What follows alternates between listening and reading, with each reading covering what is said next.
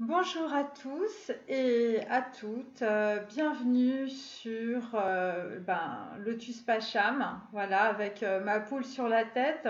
Là, j'ai bien mis mon casque parce que ça va être la grande glissade, mes amis. La grande glissade, alors on va commencer tout doux parce que c'est quand même un sujet vraiment épineux, c'est le moins que l'on puisse dire en tout cas. Voilà, il y a beaucoup de sacrifiés en ce moment.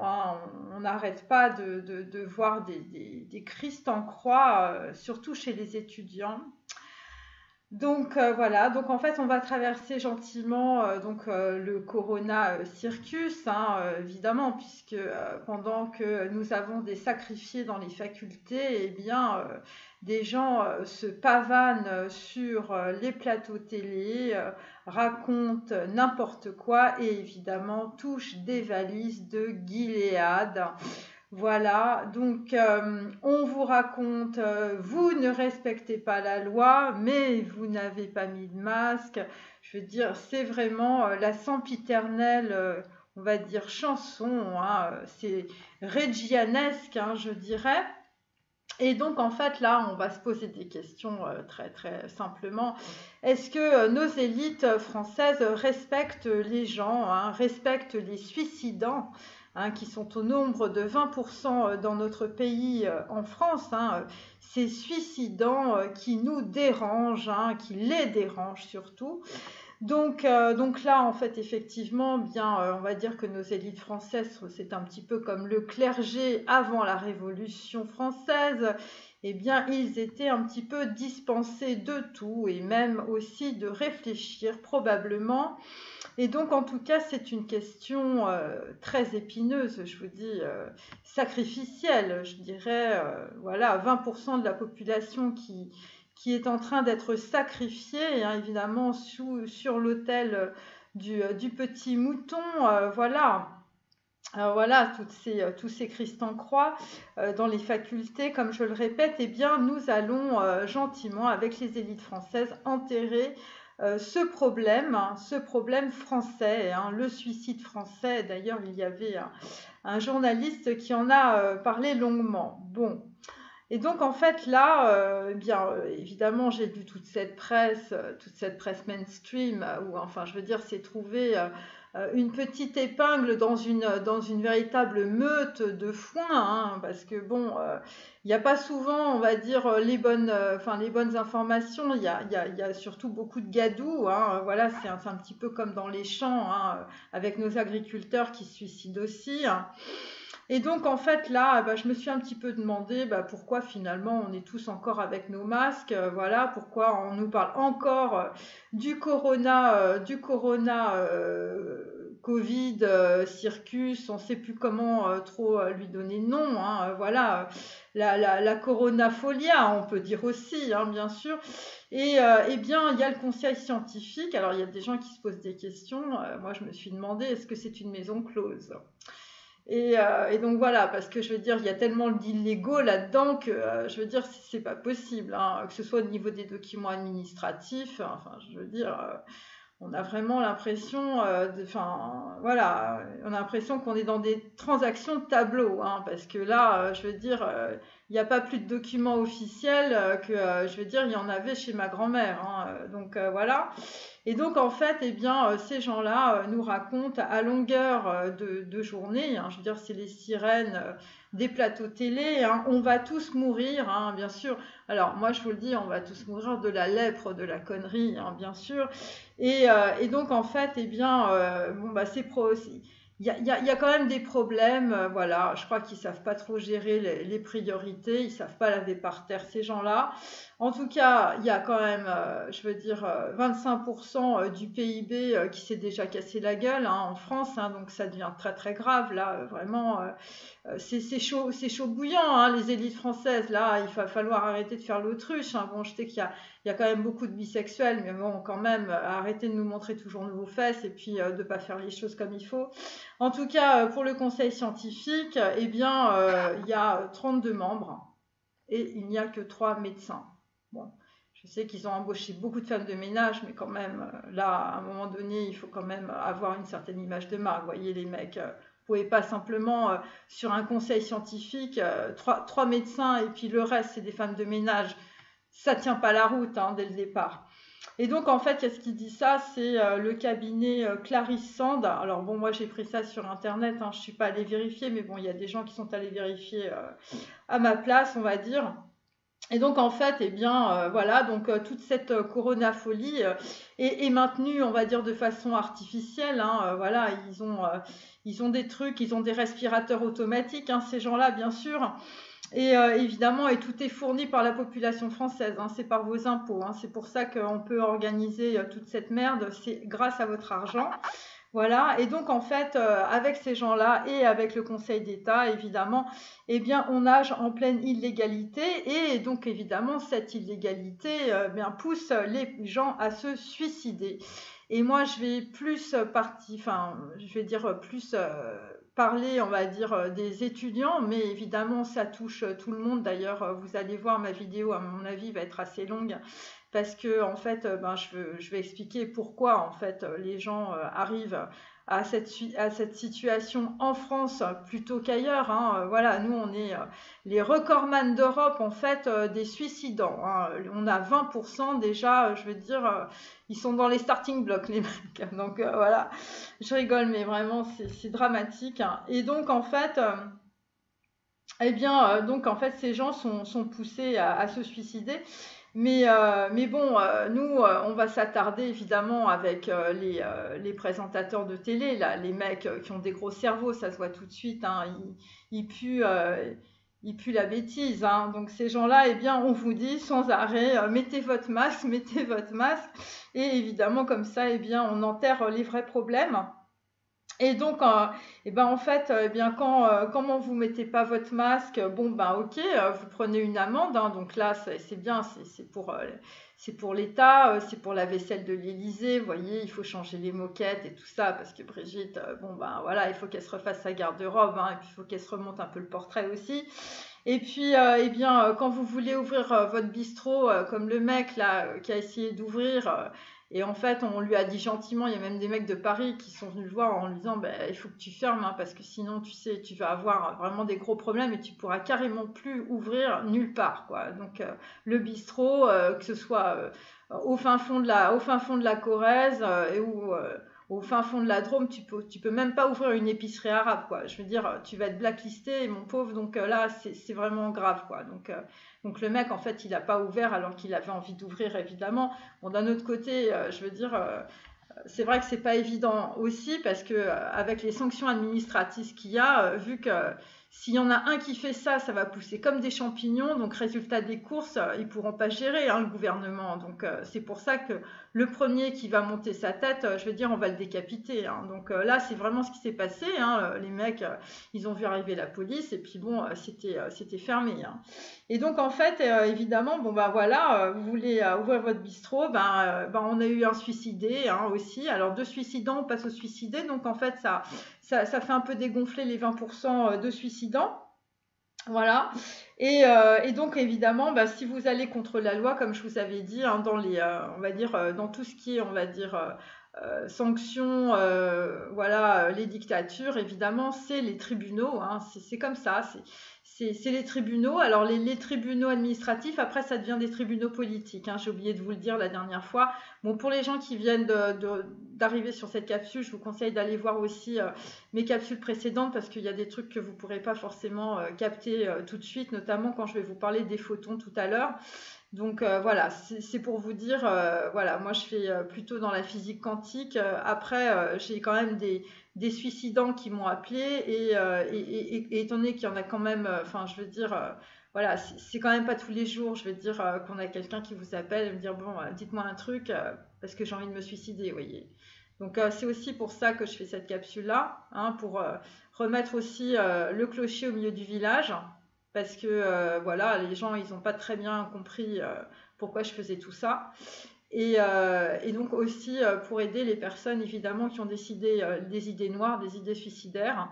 Et c'est pas simplement les étudiants, c'est aussi justement les 20%, là, les gens qui remplacent, voilà, qui remplissent, on va dire, les statistiques. Et donc évidemment, alors bon, ben, voilà, votre bistrot, évidemment, ben, en fermeture administrative.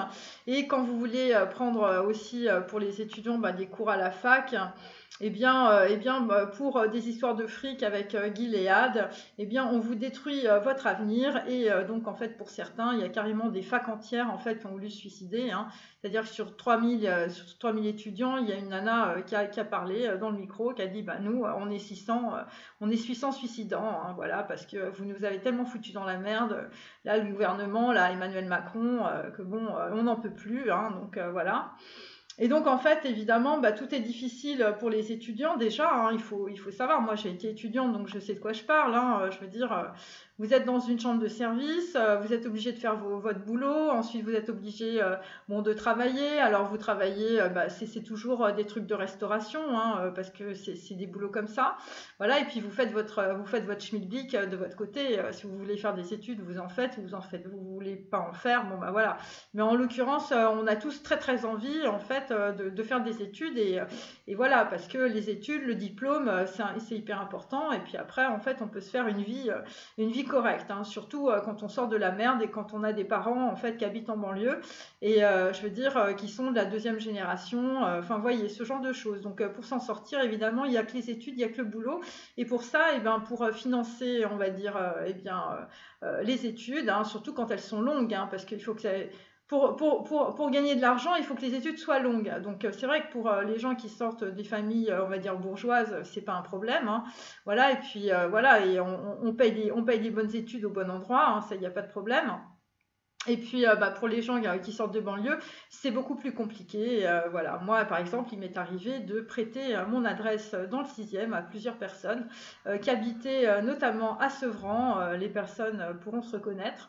Et simplement parce que ils ne trouvaient pas de boulot à cause de leur adresse. Voilà, c'est tout con, mais déjà, vous envoyez un CV, eh bien, il y a une ségrégation au niveau de l'adresse. Donc, quand ça vient du 6e, eh bien, on regarde votre CV. Puis, quand ça vient de Sevran, eh bien, on regarde moins le CV. C'est comme ça, voilà, c'est la ségrégation. C'est la ségrégation des élites. En tout cas, c'est ce qui se passe à Paris. Après, dans le reste de la France, j'en sais rien. Donc voilà, en tout cas, moi j'ai vécu ce genre de choses. Donc en fait, quand on est étudiant, évidemment, bah, il faut étudier et travailler en même temps, hein, voilà. Et donc, bah, tout le monde n'a pas la chance, je vous dis, d'avoir une chambre de service payée par papa, maman, et ou d'avoir un boulot de femme de chambre aussi, voilà, où en fait vous vous occupez d'enfants et puis on vous donne de l'argent et puis voilà, c'est comme ça que vous financez vos études, hein, voilà. Et bon, je parle de ça, je parle du boulot d'une femme de chambre parce que j'avais tiré plusieurs fois le journal d'une femme de chambre, évidemment, de Jeanne Moreau. Donc en fait, ben, évidemment, on va dire que les femmes de chambre de l'ancien temps, c'est les nouveaux boulots d'étudiants aujourd'hui en tout cas. Et donc en tout cas, c'est de la main-d'œuvre qui est pas chère. Et donc en fait, bon là, visiblement, avec ce qui se passe avec le Corona Circus, eh bien, ben, on n'en veut plus. Hein, les étudiants, bon, soit vous rentrez chez vous, soit vous vous démerdez. Enfin, je veux dire, vous bouffez des pierres. Et donc là, en fait, évidemment, bah, il n'y a rien qui s'est organisé autour de ça. Voilà. Bon, après, il y a aussi des gens qui sont hyper fragiles parce qu'ils restent chez eux. Et je veux dire, la solitude, enfin, je veux dire, ça tue hein, aussi. Hein. Ouais, surtout quand on a l'habitude de se retrouver entre soi, voilà, qu'on a l'habitude de bosser ensemble et tout ça. Enfin, je veux dire, c'est pas parce qu'on est devant son ordinateur que voilà, on est entre potes, hein, vous voyez, c'est un peu spécial. Donc voilà, il y a ça. Donc c'est tout niveau, on va dire, social confondu, hein, voilà. Et donc en fait, on est en train en tout cas de sacrifier ces étudiants sur la planche Afrique des élites, hein, parce que c'est clairement ça. Et donc en tout cas, on est en train de les crucifier en silence avec des circulaires des fameux décapités du cerveau, nos élites françaises. Hein. Des gens qui ne sont pas reliés au corps, des gens qui ont vraiment des problèmes très très graves pour voir la réalité. Hein. Je veux dire, les mecs, ils sont dans la logique à donf, mais la réalité, ils ne connaissent pas. Hein. Donc évidemment, bah, le mot étudiant chez certains, ça veut dire aussi papa, maman, voilà, qui régale, hein. Donc on se dit, en tout cas chez les élites françaises, c'est ça, hein, c'est dire bah, les étudiants, bah, nous, quand on était étudiants, papa, maman, ils nous payaient l'appart, ils nous payaient les études, voilà, c'était cool, on fumait des joints, c'était sympa. Et donc en fait, eh bien, où ça pouvait être éventuellement, genre, tes femmes de chambre chez des gens riches. Et donc, bon, bah, t'as quand même t'as quand même les vacances à la boule, tu vois, parce que tu t'occupes quand même des enfants. Donc, voilà, c'est un truc un peu cool quand même, voilà. Voilà, parce que, bon, bah voilà, tu te tapes tes vacances aussi à Saint-Paul-de-Vence, voilà, parce que t'es garde d'enfants, tu t'occupes d'Amaury et de Charles-André, voilà. Bon, c'est quand même super cool, voilà, en plus t'es payé, bon, la bonne femme, elle t'emmerde pas trop, le mec, bon, bah, il regarde un peu tes fesses, mais c'est pas trop grave et tout ça. Donc voilà, donc évidemment, bon, bah, tout ça, ça existe plus, hein, mes amis, hein, parce que là, je veux dire, c'est la coronafolia, hein, donc voilà, donc en fait, tout le monde est terrorisé. Et donc en fait là, bon ben, ce qui est assez marrant aussi, c'est quand on voit les gens de la télé là qui nous déblatèrent toutes leurs conneries, hein, nous dire ouais, ouais, le coronavirus, et en même temps en fait ces gens-là, vous avez remarqué sur les plateaux télé, il y en a pas un qui a un masque.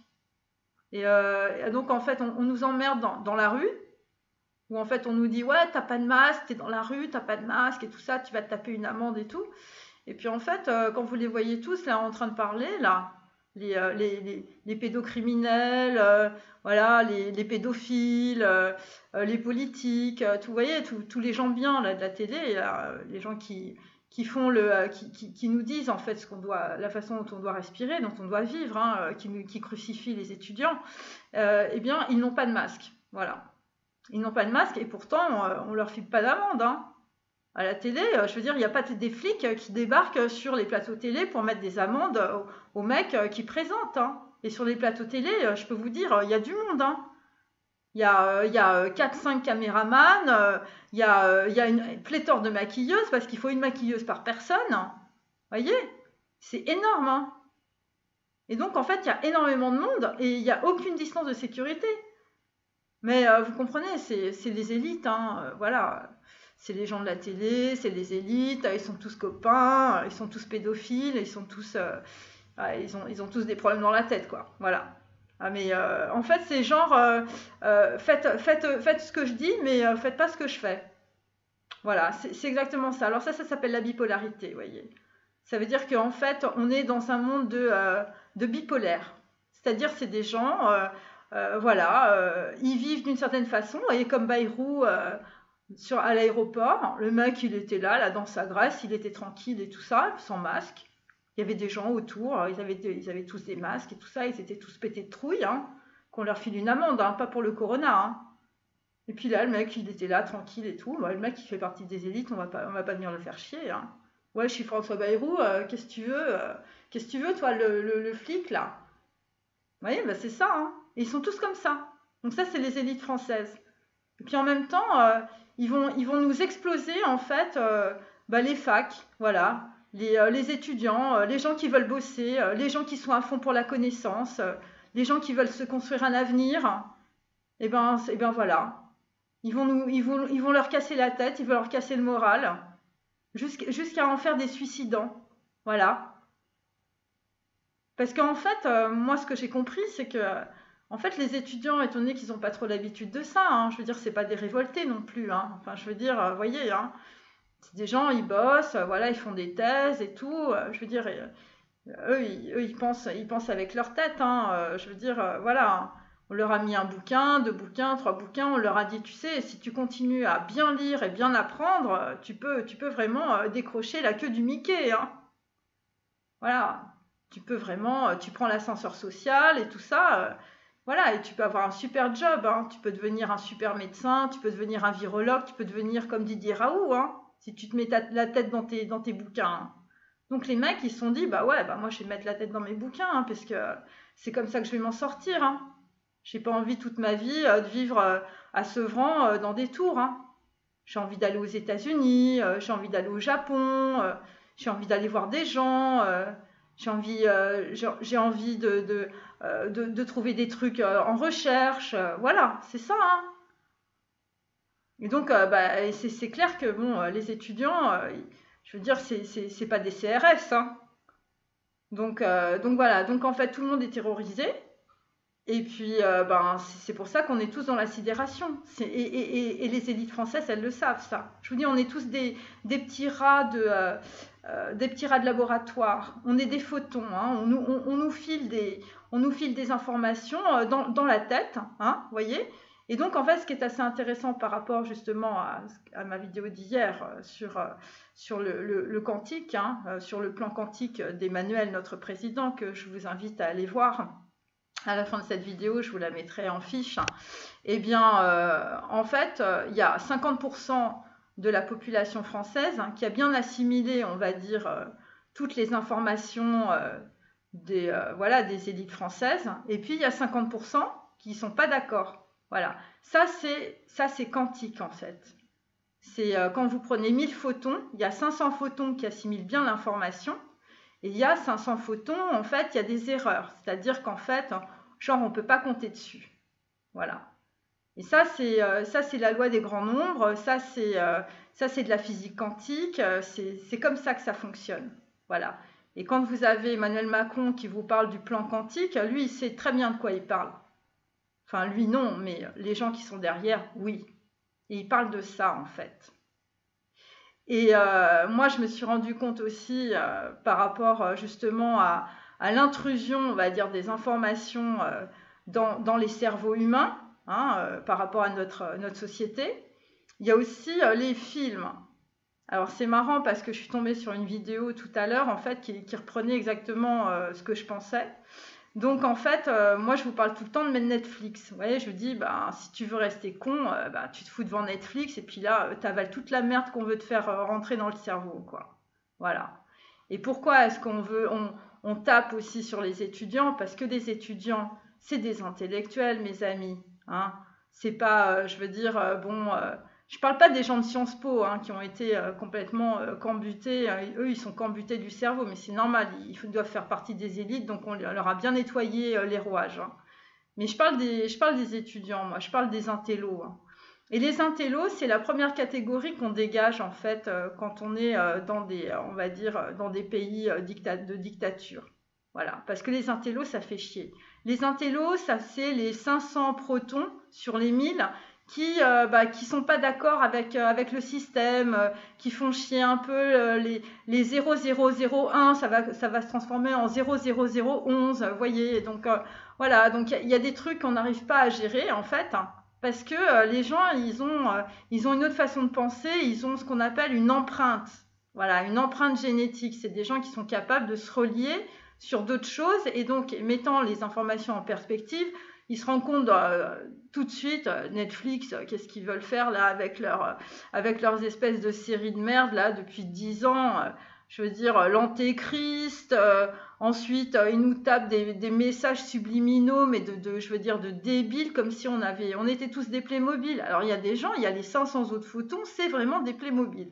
Voilà, donc les mecs, ils marchent droit. Parce qu'eux, en fait, ils comprennent rien, donc ils avalent tout rond. Hein. C'est comme les chevaux. Hein.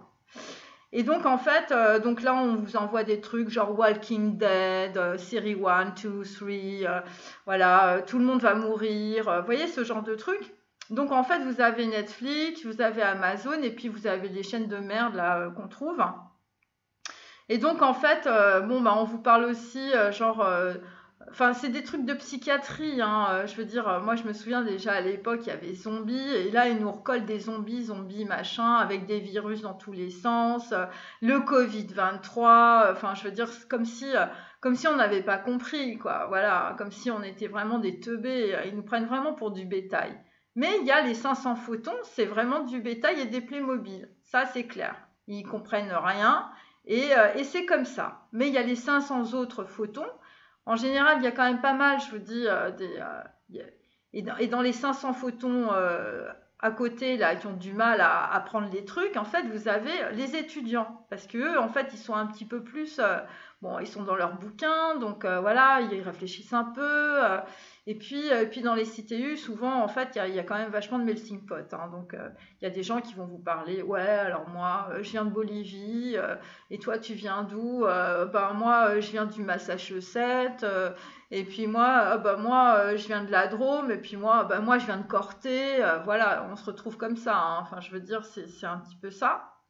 Et donc, en fait, bon, bah, bon, il y a des gens quand même, enfin, je veux dire, ils sont pas tout le temps sur Netflix, vous voyez, ces gens-là. Ils sont obligés d'être dans leur bouquin, donc c'est mental, hein. C'est-à-dire que si, moi, j'avais des amis, hein, des étudiants, hein, comme moi, bon, on était en droit, nous, on faisait du droit, hein. Donc, voilà, on était toujours on était toujours obligés d'aller voir des trucs dans les bibliothèques, hein. Bon, après, c'est chiant, mais bon, c'est une façon de voir les choses, quoi. C'est-à-dire qu'après, on se tape toutes les bibliothèques, on connaît toutes les bibliothèques, et puis c'est vrai que après, ça devient intéressant quand on tombe sur quand même des bouquins. Bon, moi, je m'étais un peu plantée, j'aurais mieux fait de prendre plutôt physique quantique que droit, mais c'est comme ça. Mais il n'empêche que j'ai rencontré des gens, enfin, je veux dire, qui avaient un cerveau aussi, hein, voilà, des gens de deuxième, troisième année, tout ça. Et puis, eh bien, bon, ben, c'est vrai qu'on passait pas notre vie, je veux dire, devant la télé ou, bon, ou quand on allait voir des trucs de cinéma, c'était des trucs d'art et d'essai que personne n'avait vu, hein. Voilà, c'était un peu ça. Donc là, c'est vrai que bon, les 500 protons, là, enfin, photons qui restent sur Netflix, c'est clair que là, vous allez être à fond dans la dépression, à fond dans le suicide, et parce que bah, c'est très simple. Je veux dire, plus vous regardez des trucs de mort, et plus vous avez envie de vous suicider. Ça paraît assez logique, hein. C'est d'ailleurs pour ça qu'on fait des mantras, parce que plus vous faites des mantras, plus vous êtes dans la lumière. Ouais, ou les gens qui prient la Sainte Vierge, voilà, les gens qui sont reliés en fait à ce qu'on appelle à une religion, ou voilà, ou à des croyances religieuses.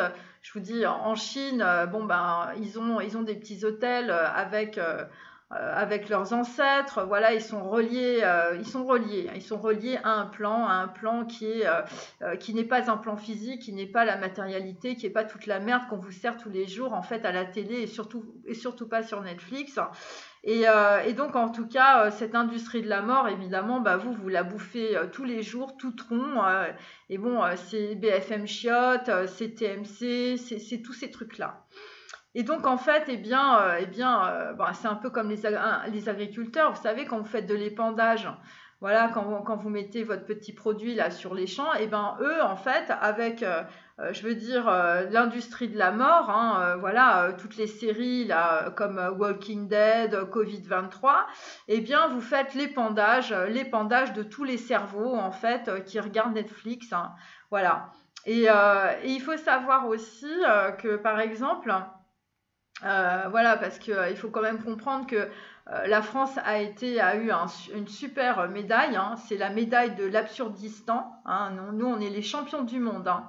Nous, on a toujours les étoiles, hein, que ce soit pour le foot ou pour ce genre de choses. Voilà, les champions du monde de l'Absurdistan, hein.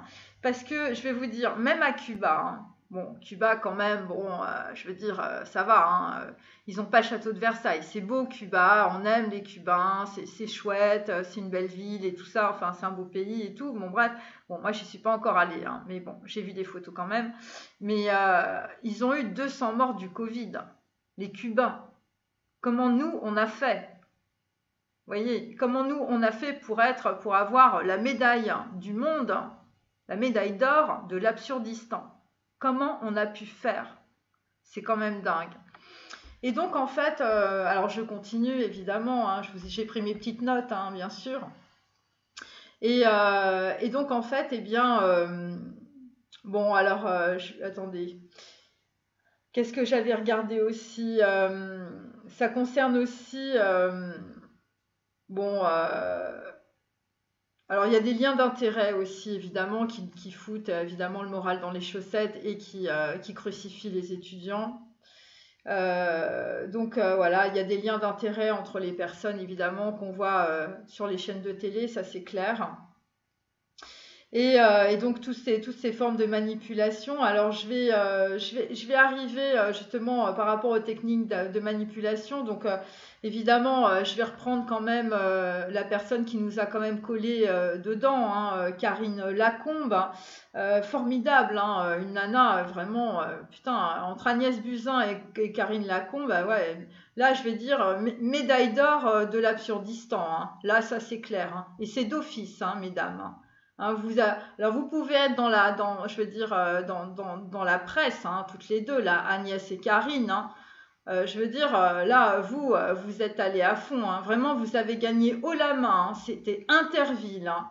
Et là, je dois dire, quand je vous entends dire que, en fait, eh bien, c'est vrai qu'il y a des gens, il y a un peu du lynchage, hein. C'est un petit peu normal quand même, hein, vu tout ce que vous avez fait, hein. Moi, je repense en fait aux 3000 étudiants, là, dont 600 sont des suicidants, hein. Ils ont tous envie de se suicider à cause de vous, hein. Parce que vous avez raconté n'importe quoi, vous avez mis la France sous cloche et vous êtes responsable. Et quand je vois en fait le niveau, je veux dire, de vos réponses dans la presse, hein, c'est-à-dire on est sur des formes de manipulation, d'inversion accusatoire, c'est-à-dire oui alors ah ouais moi alors Karine Lacombe c'est oui alors moi voilà toutes les gens en fait disent des trucs sur moi dans la presse et en fait c'est parce que je suis une femme.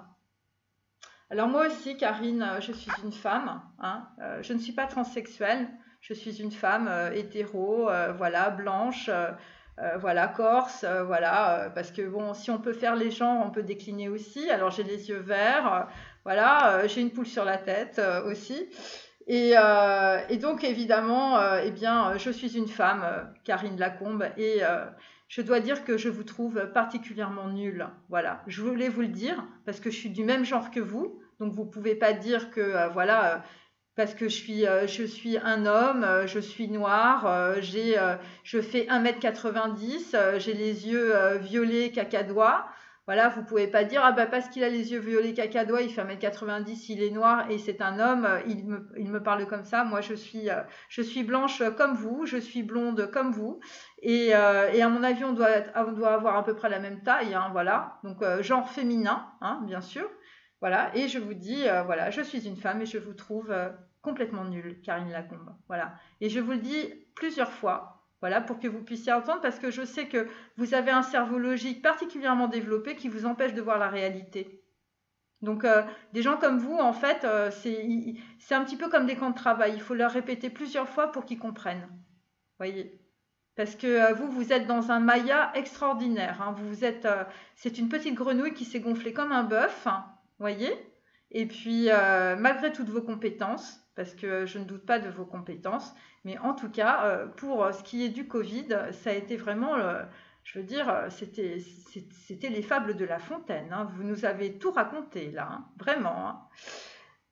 Et donc en fait, je souhaitais vous demander évidemment combien de suicidants avez-vous sur les mains ou de suicidés, hein, puisque nous n'avons toujours pas les chiffres, pour vous, Agnès et Karine. Voilà, c'est pas le sang contaminé là, mais c'est quand même un peu, ça pue quand même, hein. Il y a quand même le parfum du sang contaminé là, hein. C'est Gilead, les liens d'intérêt, la manipulation. Oui, on me dit tout ça parce que je suis une femme. Bon, voilà, moi j'ai ma poule sur la tête, hein, donc voilà, moi je me revendique en tant que poule. Voilà. C'est presque du transhumanisme, hein, mais intellectuel. Ok. Donc voilà, donc en fait, ce qu'on peut dire, c'est qu'évidemment, eh ben, au pays de la dictature, les femmes portent aussi la culotte.